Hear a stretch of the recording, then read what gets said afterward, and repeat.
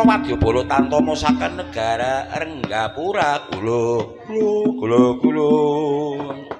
ndadekno semurupe ya para wadyabala iki dawuh dalem Gusti Rengga Kesuma nggih wong tuaku anggenipun jumeneng wonten ing Renggapura boten pranti-pranti niku kelulugan raja saking manca negari saking Girdham naminipun Raja Klanap Jaka gegayu kepengin daupeng pengantin kelawan Rayungwati garwane Kang Mas Jaka Muara majeng wonten kalangan peperangan boten kondur wonten ingkang jamur lapung Dewi Rayungwati maju wonten kalangan perang Babi Butah inggih dipun pasangi Kalajegong utawi pasangi luwatan ngantos gebur saponang jabang bayine ingkang sampun dipun gayuh kali ingkang ngomong kabare menawi kakung dipun paringi Raden Madujaya menawi estri napa ingkang dados karepe ingkang garwa nanging saniki Kang Mas Jaka Kesum Jaka Muaraya ical Dewi Rayungwati kalebet ponang jabang bayine nggih ical sapriki durung kondur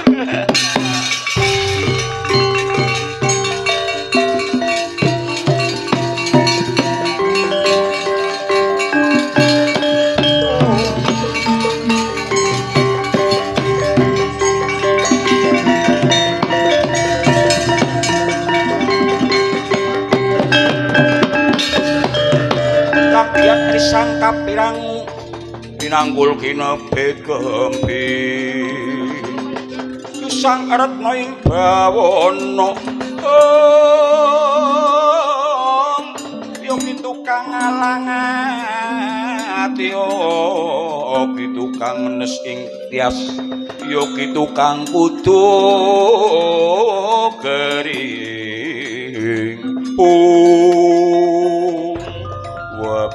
Babo kula tembe pirang bilih wedal samenika negara Renggapura kaecalan Raden Jaka Muara sak garwane sak putu wayahe inggih mila saniki monggo dipun lajengaken nalika sapindah kula maju peperangan sami mundur nah saniki dipun tugasi malih kula majeng ingkang kaping kalih badhe kula timbang sapinten kadigdayane badhe kula ukur sapinten dedeg piadege wah menawi mekaten kula sagu derek dateng panjenengan kula saged dados pengawat kiwa kula nggih saged kula kepengin dados pengawat tengen benjang kapan budalipun ora ketang peteng sambung obor udan sinawung payung budal saiki nggih saniki sedaya para wadyabala sampun siap siaga katengipun timbali kangge nata para prajurit Surya katenga nggih kula wonten dawuh maju kene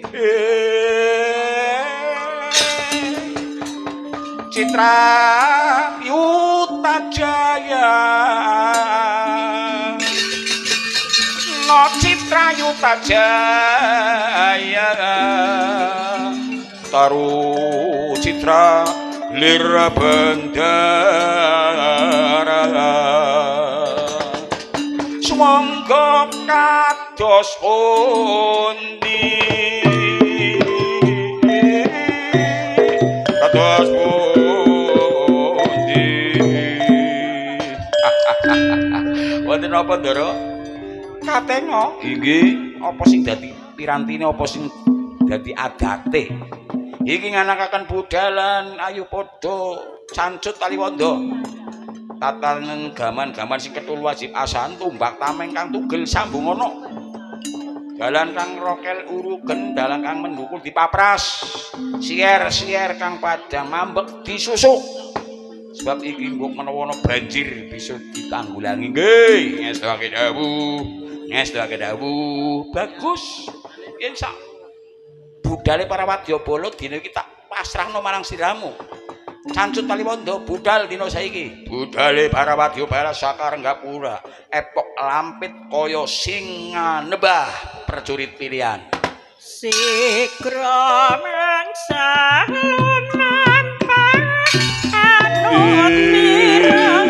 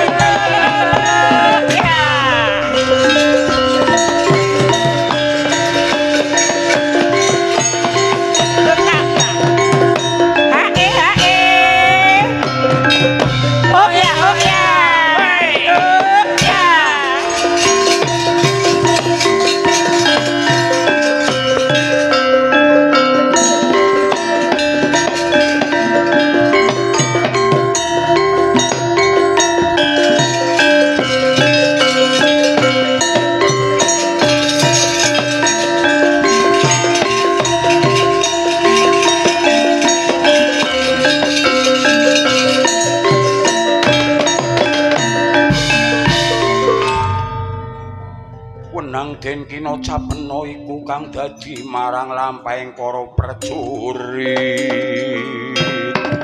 kang sampun anom sami anom budal sing alun-alun. Wenang Den kinocapena lakune karat Padyabala sing dipandhigani dening Raden Sekarateja putra mantu dalem ing negara Renggapura. Sampun cancut taliwanda para prajurit pilihan saka Renggapura bakal manggi mengsah ingkang babi buta nang alun-alun dalem antarane tapel wates negara Renggapura. Unang Den kinocapna iki ora liya adege Prabu Klanajaka kang gandrung-gandrung kapirangu dhewekane Kyungyun kelawan Dewi Rayungwati garwane Raden Jaka Muwara majuning kalangan peperangan dumeh garwane arep direbut.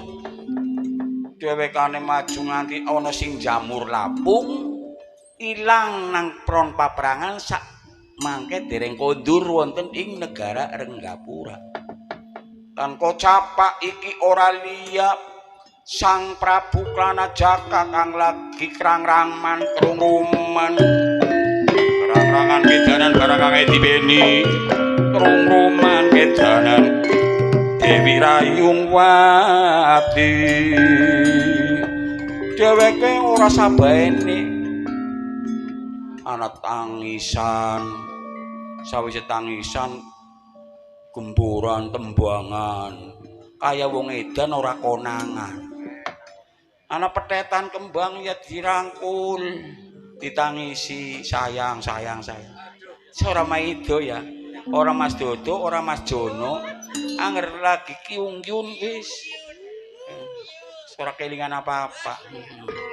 Insyaallah muga-muga sing bangsane Mas Jono kowe aja irenaten, aja iri karo Mas Dodo. Ya Mas Dodo ya waktu ki lagi Kyungyun. Monggo Klanajaka nganggo tembangan sing jenenge tembangan Serat Salira sing alon-alon. Suara manuke pada senggak, manuk petilang, manuk perkutut, manuk beo. Wis pokoke karo ngibur Gustine kang lagi pada Kyungyun.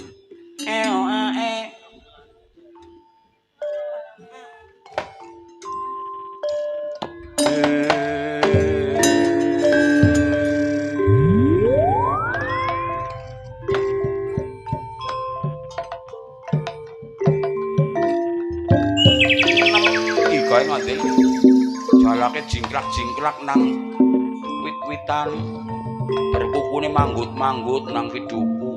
Waduh.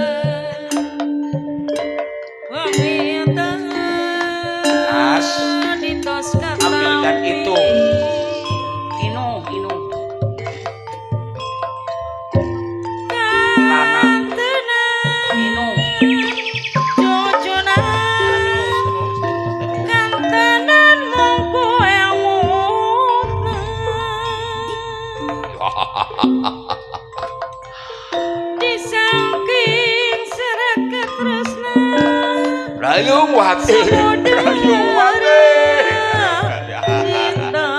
Kowe nang ngendi nok? Ayo wong kuning, wong enok, wong geblek. Ki si Kakang nok. Aja digoda kaya kiye mata gawene. Kelingan bae kepengin peluk kono.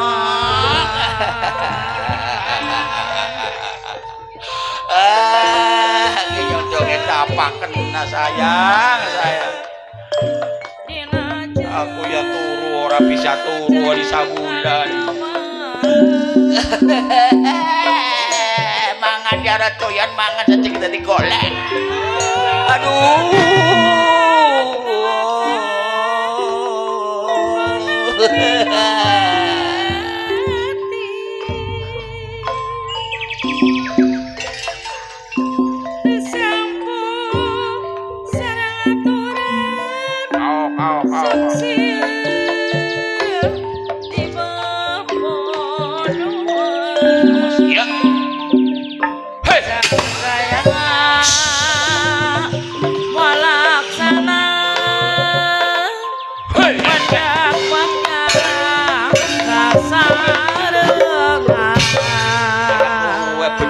Seru agar bodol ya kotak lironi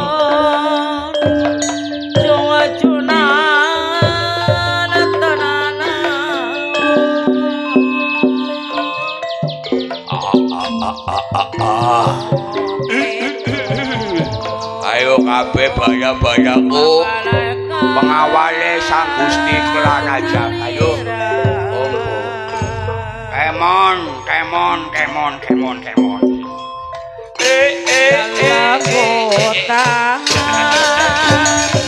Popak.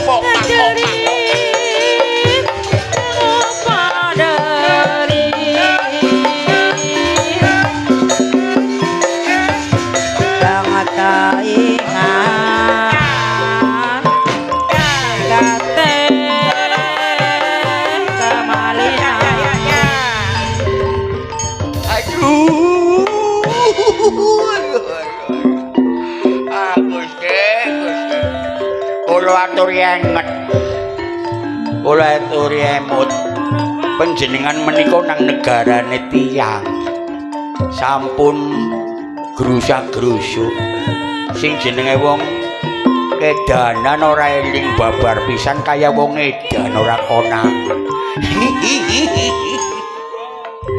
Gong setem disetem tem kaya aku.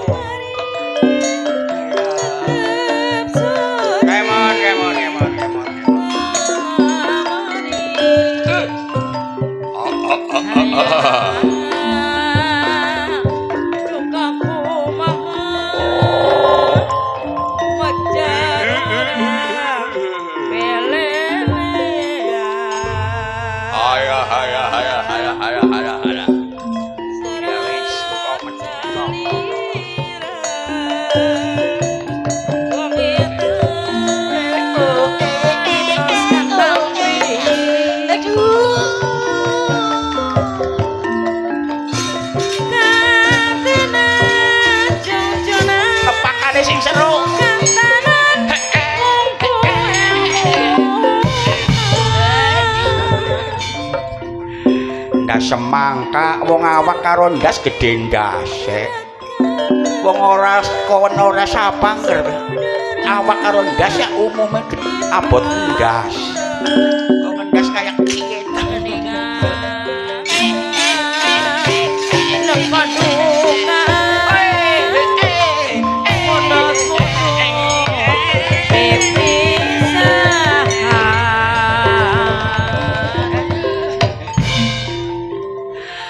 Pakai sing seru masono pak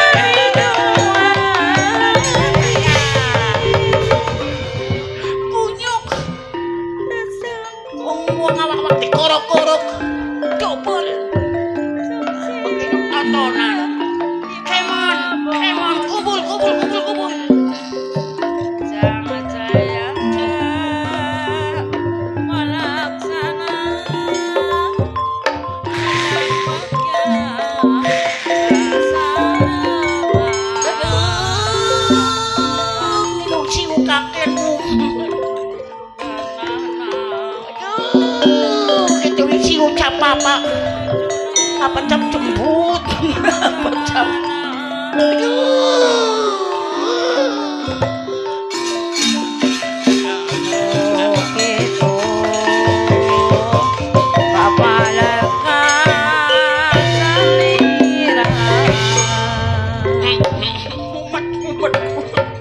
sanggup lelemutan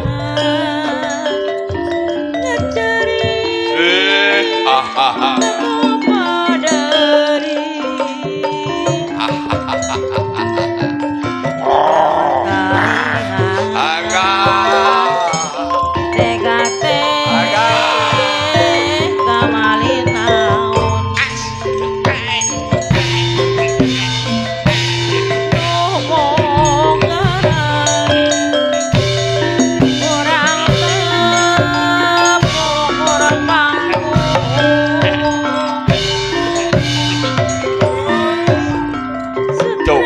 boy seni jiwa ya orang cocok ya hulu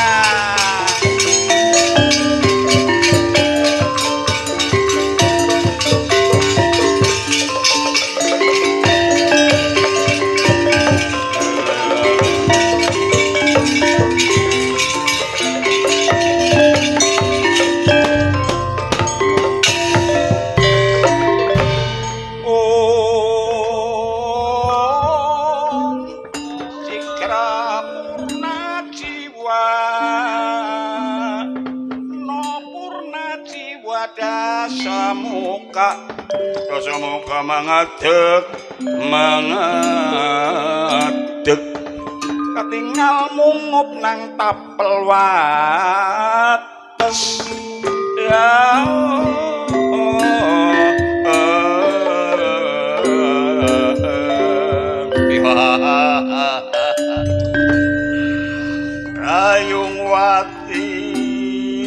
Rayung Wati ayu nah turutono brantakuna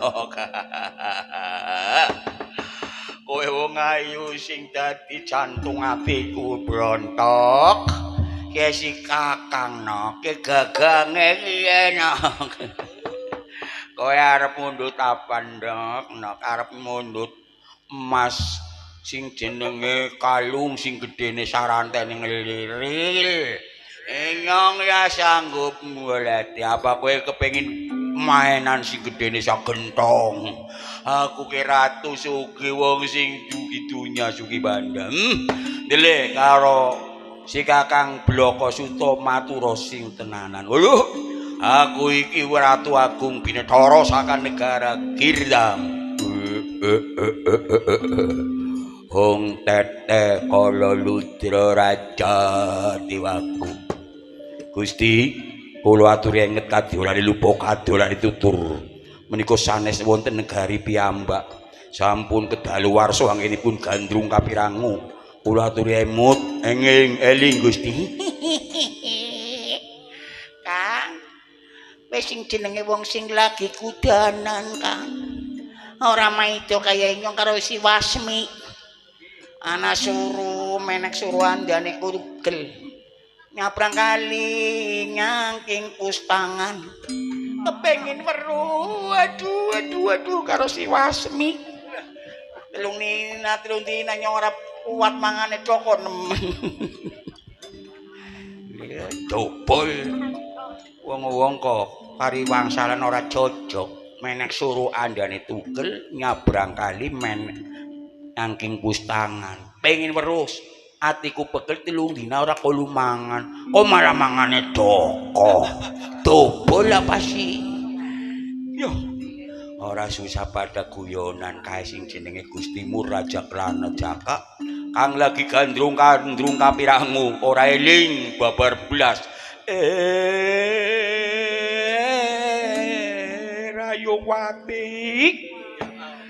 Rayowati kon ayo turutan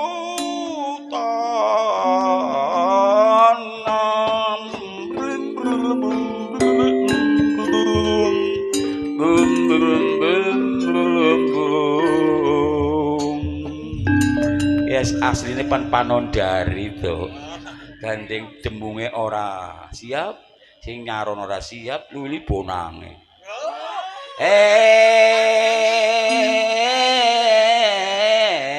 Lastri, aku tulung dibantu Panondari Bu Lastri. Ngong ngong brum brum brum brum brum brum brum brum tembunge brum brum brum blim brum brum brum brum blim brum brum brum Panondari Pecah yang sorangan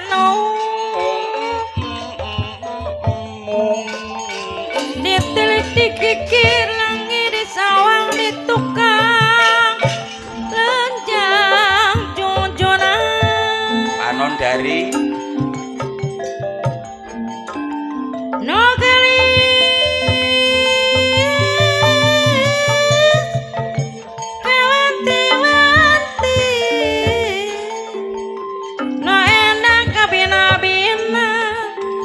aduh alaya kebina bina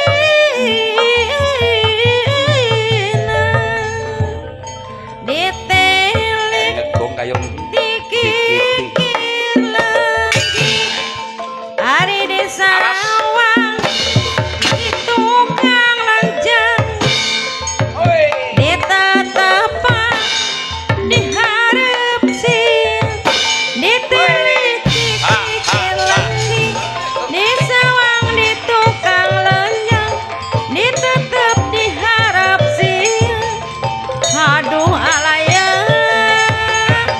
diharap sih Kayak kowe.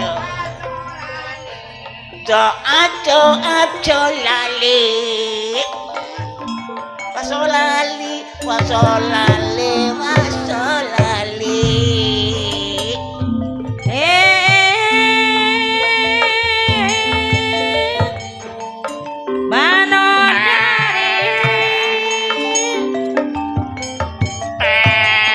Banodari Nakalis kawanti-wanti aduh alaya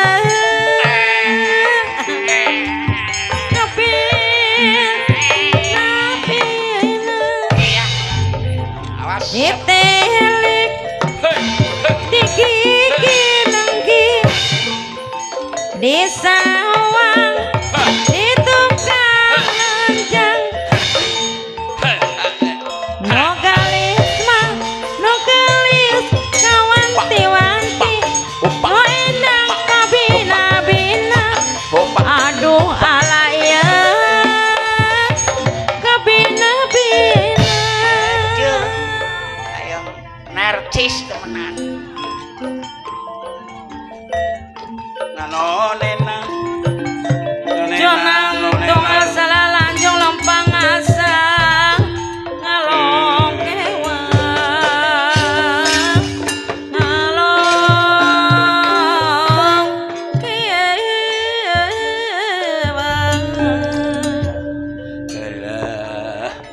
marem temen ki lagu apa Batir? Sing arane lagu Panondari kuwi jaman terkenale Biduan Darwi ya Batir. Biduan Darwi nembange ora dengal-dengal tapi suarane gemine nang kelingan Darwi wis laka-laka sing ngendange arane Johar. Wes langka-langka nyong bae nganti kiung-kiung lagune Bu Darwi. Mulane ora nang ngendi ora ngendi terkenal. Wes saiki sing nuruni sapa ya Bu Yanti? Laka iya. Wis mudar kabeh. Mulane sing pada isi urip ya kudu sing ati-ati satindak salaku. Olahraga jakari Batir. Heeh. Jakari kowe pentiling jambe. Diiris dadi papat cemplungaken wedang panas 2 gelas didadekna sagelas. Wis manjur Batir. Ya esi nom ya tetep bisa ora bisa lireh sing tua luwi-luwi. Iya arane sing jenenge lantaran kowe sing arane jamu jawokan ya Batir. Wis apa bae kunir asem terus kae amane sing arane apa Bu? Temireng. Kowe akeh manfaate, tapi aja klalen kowe jambe diris dadi pampah. Iya wis langka-langka nercis temenan. Sing arane impron biasa tak ora tangi ra gelem wae dilala impron kowe. As ngerti impron? Paham ora. Iya impron orang ngerti impron. Iya ngerumur-umur kayak inyong kita orang harus ya kowe ya. Ya wis ana. Aja sendak api guyon iki dipidhangetno dhisik aku eling.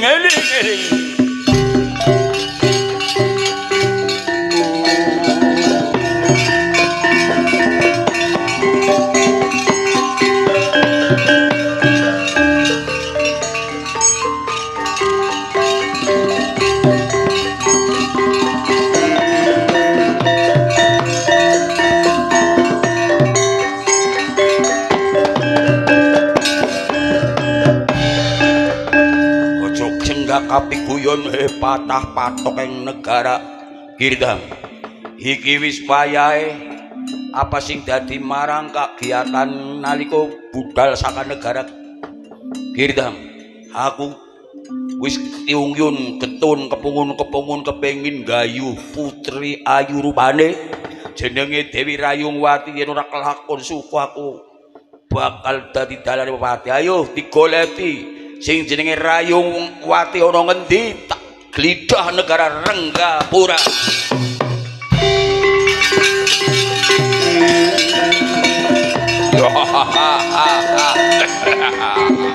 Wah.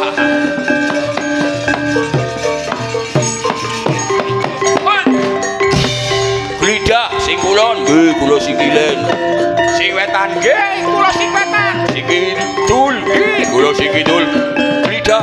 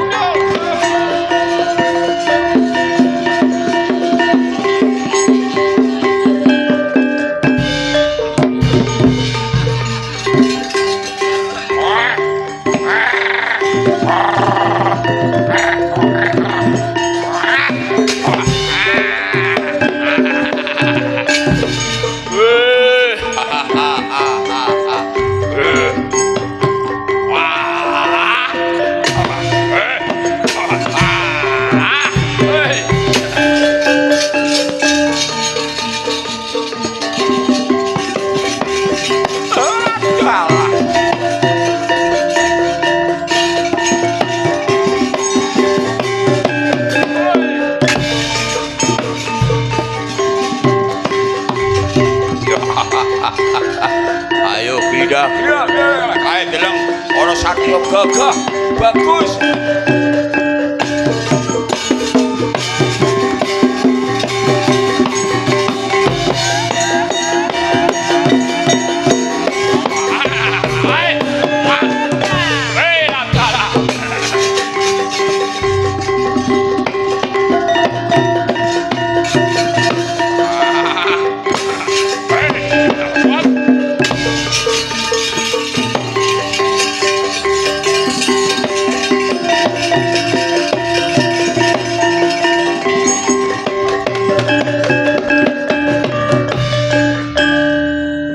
Dateng sigra bareng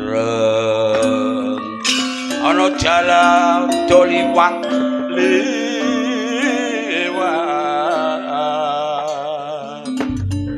oh elah elo elang Rayuwati ayo ana ngendi kowe saiki kudu tinemu marang pun Kakang Kelana Jaka wong sing gagah wong sing priyangga. Ayo Wati ayo lo. Kaya ora pangling. Iki kaya Kelana Jaka sing nalika samono mbabi buta gawe rusaking marang negara Renggapura. Adalah ya. Kaya ora pangling marang priyanggaku. Oh, pancen dasar kapara nyata. Sekar Teja ora pangling kowe sing mbabi buta ngobrak-abrik para prajurit saka negara Renggapura ayo mandeg saka dalan kene aja dibacutaken kok gawe rusak ing negara. Aku pancen bener sing wani ngrusak marang negara Renggapura nanging aja dipaido Kelana Jaka sebab iki wis duwe watek hatigung hatiguna. Oh bener kowe sing jenenge wong kang ngendel-ngendelaken kadigdayan. Ngendel-ngendelaken marang kanuragan. Ayo tutu kena. Ngene kowe arep gawe rusaking negara Renggapura nggih. Sekar Teja sing arep ngadang-adang. Adalah. Sekar Teja opo Kelana Jaka? Oh berarti kowe ora pisan-pisan anggone arep nyegah marang Kelana Jaka. Yen pancen kaya mangkon ora percaya daning marang priyanggaku. Tokno kekuatanmu, tokno kanuragamu, ayo tak obrak-abrik yen Dewi Rayungwati ora kok ulung-enok. Ana ngendi si Rayungwati? Yen kowe nganti ora bisa diulungaken negarane hancur, negarane tak gawe segara geti. Aduh.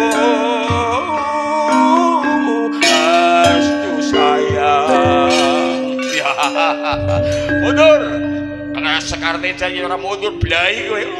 Urusan bae dudu guwekmu, urusan bae kabeh Gusti Allah. Gelem balik ora? Bubar apa ora saka negara kerajaan Renggapura. Oh, yen kena aku bisa ngulung, bisa nggawa Rayungwati. Yen ora bisa ngulung karepe, tak obrak-abrik negarane tak gawe segara geti. Cancut Kaliwanda yen ora percaya tak labrak sampe mati kowe Kelana Jaka. Ajalia musuh dobel.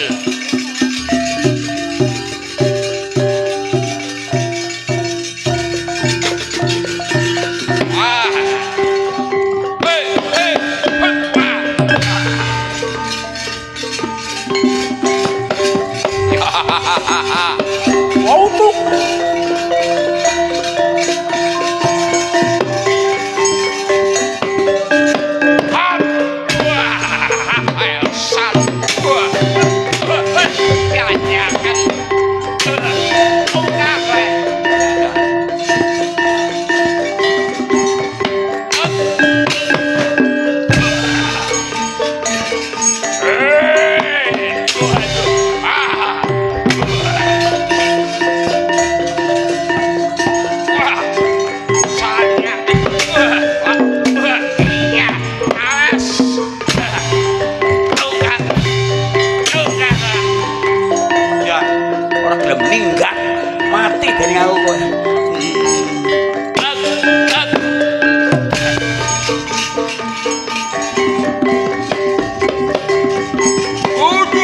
Waduh, waduh. Wah. Asik. Aduh.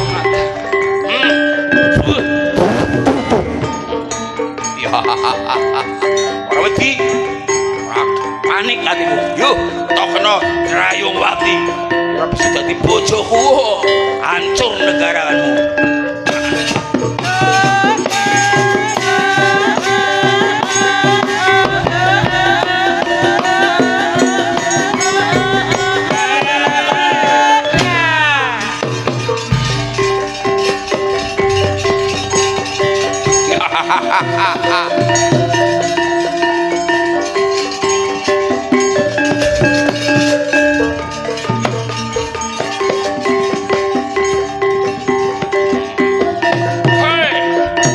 Awas sing hati-hati tanding karo kelanat jagat. Hei, ya.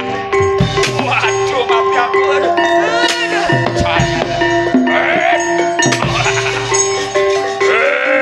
Aduh. Wah, ya.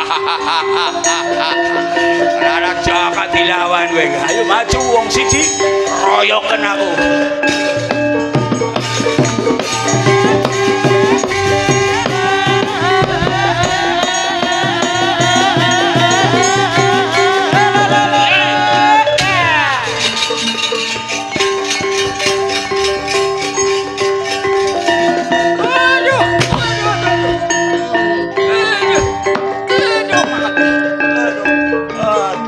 Bae plesir nyawaku. Ayo kroyok ayo maju kabeh wetan wong iki.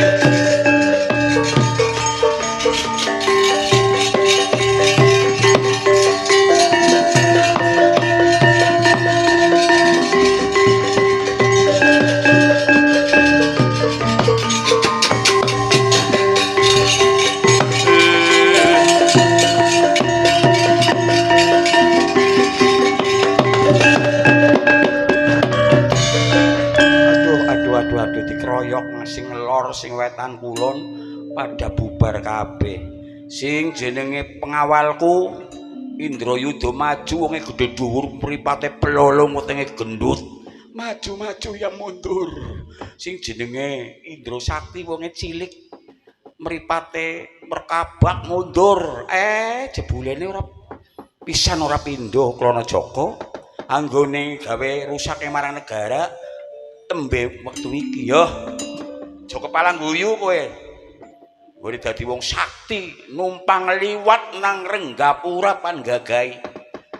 Para prajurit Renggapura. Wong Renggapura. Astagfirullahaladzim. Masyaallah. Iki apa sing dadi marang kekuatane wong ing negara Renggapura wong ora kuat kadi kuat-kuataken. Wong kapan ora ungkul mbok aja diungkul-ungkulaken. Mundak gawe rusake maring prajurit bener apa ora Patir? Ki jenenge pati sing bakal gawe nyelametaken karo prajurit. Mula ndelek kowe alat ing peperangan diringkes selawang gada-gada ditutup. Persiapan jaba dikuwati, aku tak mlebu dalem Gusti Kanjeng Rama ingkang putra ngaturaken ketewasan Gusti.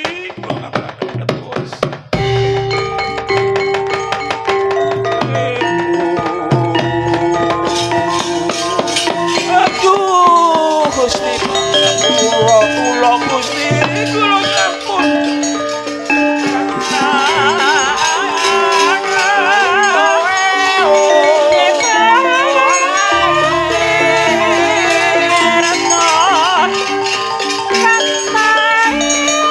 mundur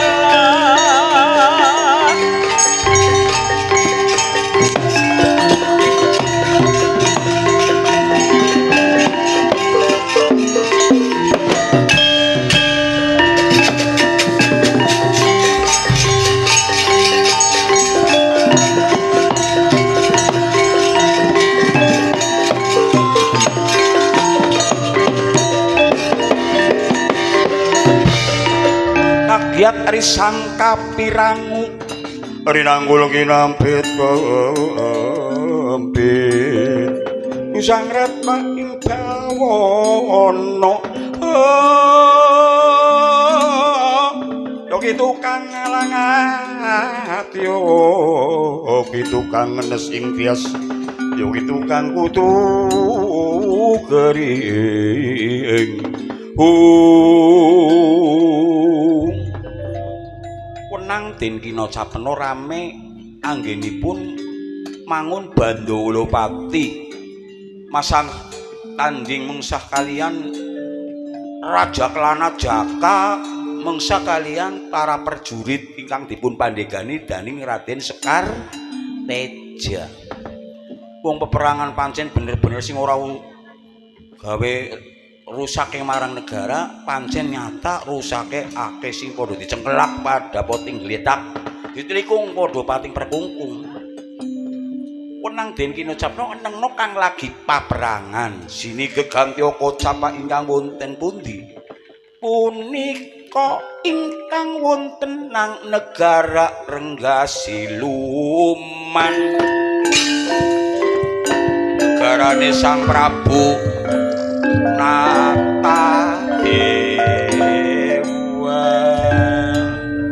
senajan sejen kandhane nanging esi tunggal critane ya iki nang negara Renggasiluman diadhep kalian Patih Julik wong kang sakti dipercaya dening Sang Prabu Natadewa.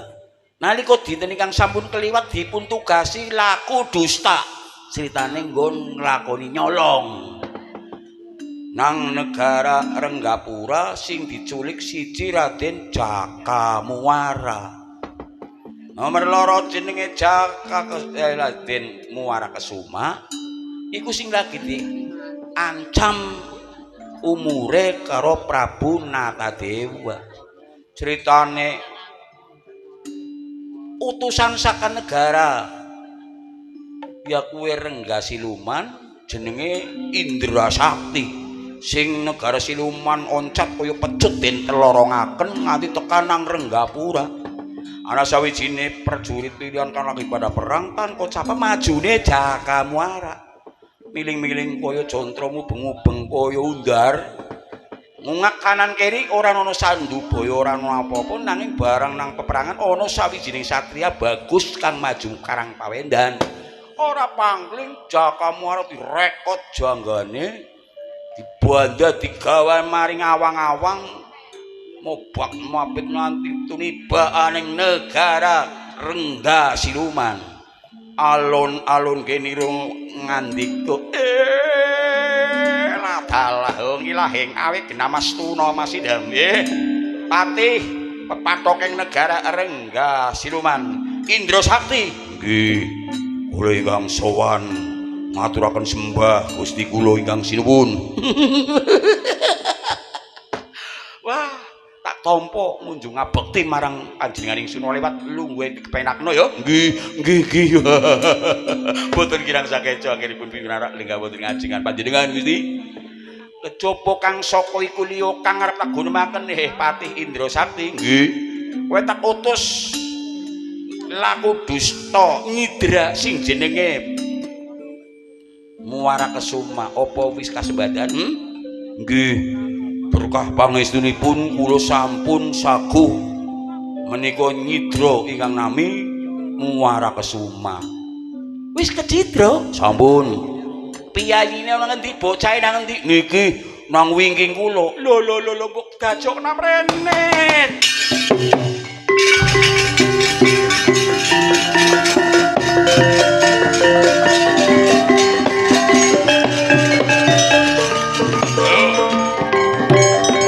Maju.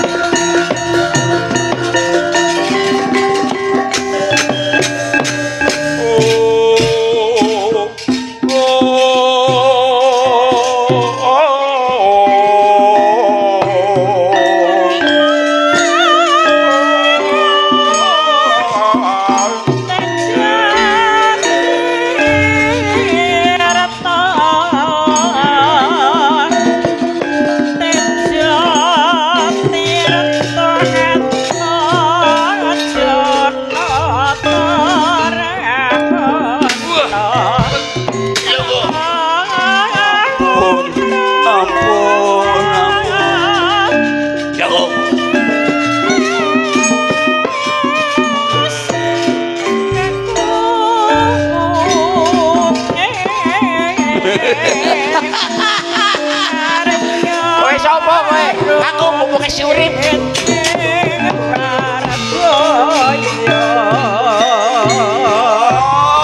Pesakitanku ya, Jagong.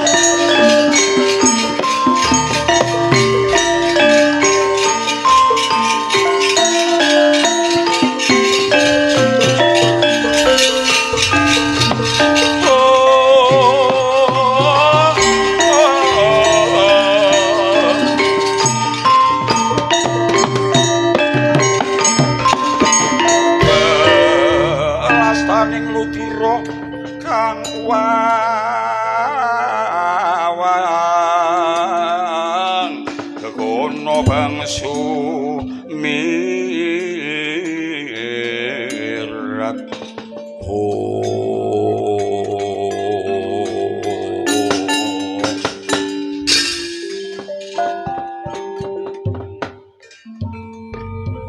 Patih Indra Sakti nggih sinuwun kula. Apa iki sing dadi pesakitanku sing nalika samono mateni putraku Dewi Natawati. Iki sing jenenge Muara Kesum apa Jaka Muara to? Nggih, niki Jaka Muara. Pun kula aturaken dumateng panjenengan monggo kula culik langsung kula bekta wonten ayunan.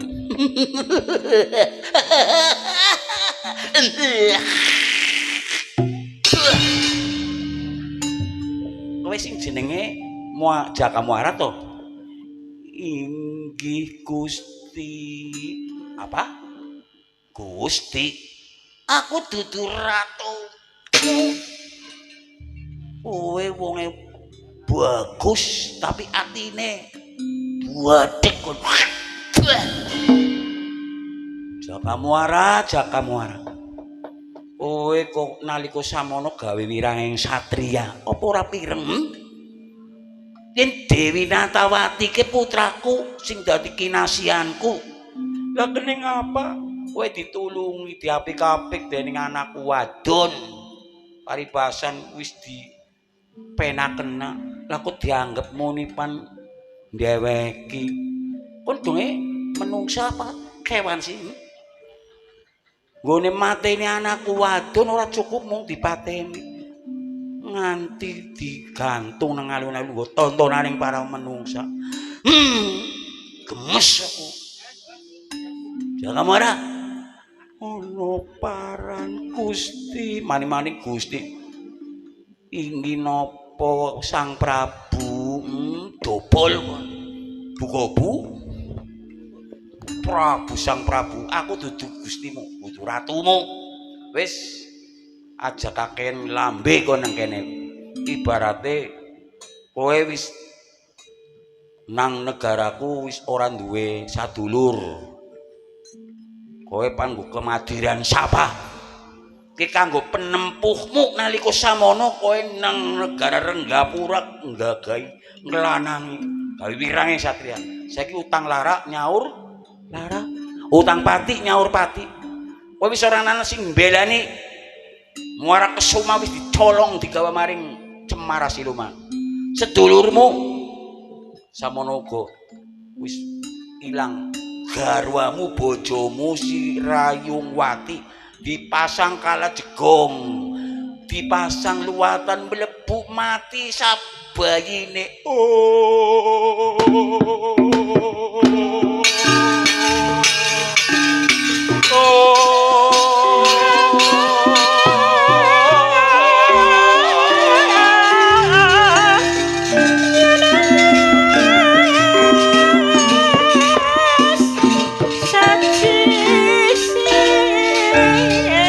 Maju jaya, maju jaya,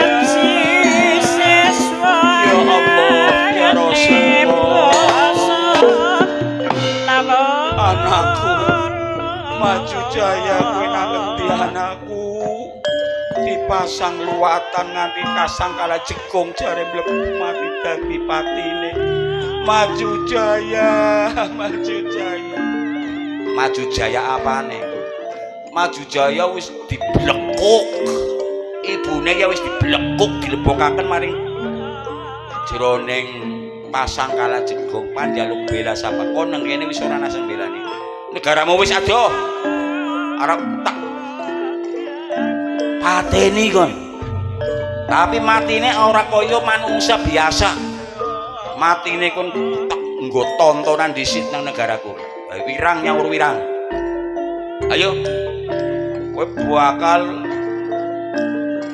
matine ora padha karo menungsa lumrah. Arep dikoyo ngopo?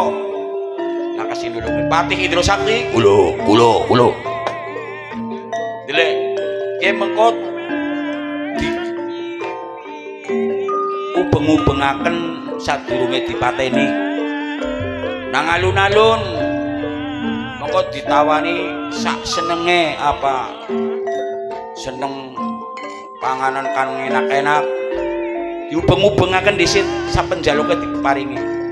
Engko sawise diubeng-ubengaken dipasangi mori sak 2 meter dikalungi nganggo kembang mawar, kembang melati diubeng-ubengaken sapenjaluke dituruti. Engko sak bubare diubeng-ubengaken wis titiwansine kudu dikeburaken maring godhogan timah. Nggih sanggup. Nggih. Bubar diubeng-ubengaken wis perakat kowe sadurunge dilebokaken kowe kudu nganakaken tengara. Nganakaken onen-onen mriyem sing gedhe ditabu. Ben ingsun sinang kotak krungu yen sing jenenge Jaka Muara wis mati ambrol sawalang-walang nang jeroning godhogan timah. Nggih. Sendika kula nyuwun pamit. Coba age-age dipasangi mori sak pengadeg dikalungi kembang-kembang mawar, kembang melati lan sapanunggalane diubeng-ubengaken digawe seneng sak penjaluke ben bisa kasebadan. Mengko wis siap nabuh tengara anane mriyem dilebokaken langsung ben ambrol dadi patine. Nggih sendika kula nyuwun pamit. Sing ati-ati Indra Sakti ngati-ati.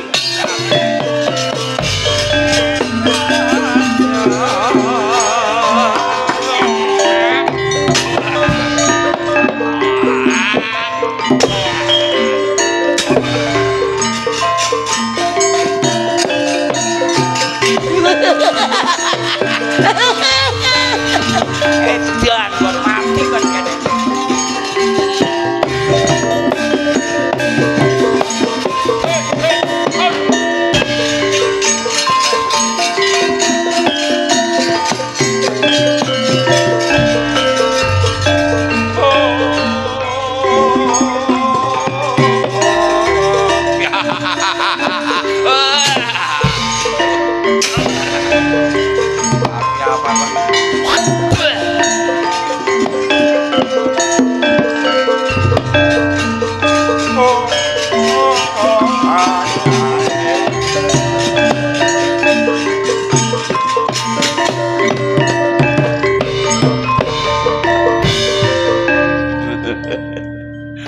Panempuhmu ki ngerti sing nalika kon nglanangi gagahi nang negaramu kowe nalika cilik durung ngerti lor kulon kidul durung ngerti apa-apa lah dipurasara dening ibumu senajan ibu walon diapik-apik dienakaken kok jebule kowe pon gawe wirange Gustiku Nata Dewa.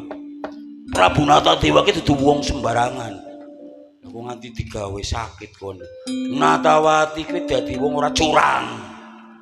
Natawati kuwi putraning Ratu Sugi. Lah kok borong dibojok karo wong tuamu kok dicurigai curang. Kurang apa? Nggih. Maju jaya anakku, maju jaya. Maning-maning maju jaya, maning-maning maju jaya. Madu Jaya wis diblekuk wis modar sinapa modar ora ngerti modar kowe mati dobol nggih kula wong-wong kayong kasar temen ora kasari maning kon pan sombong saiki wis numpang liwat nang negaraku Rengga Siluman wis kono ora ana sing bakal nulungi sedulurmu sing jenenge Jaka Muara Kesuma ya wis dihukum kae malah arep diuntal maring naga wis lah sing bakal nulungi kon wis negarane adoh sing panulungi sapa la ilaha illallah wong negara Renggapura awakku akeh sadulurku ora ana sing bisa nulungi aniaya temen aku maju jaya aku wis ora ujub urip ujube dadi dalaning pepati maju jaya bapakmu wis nang negara liya ora ana sing bisa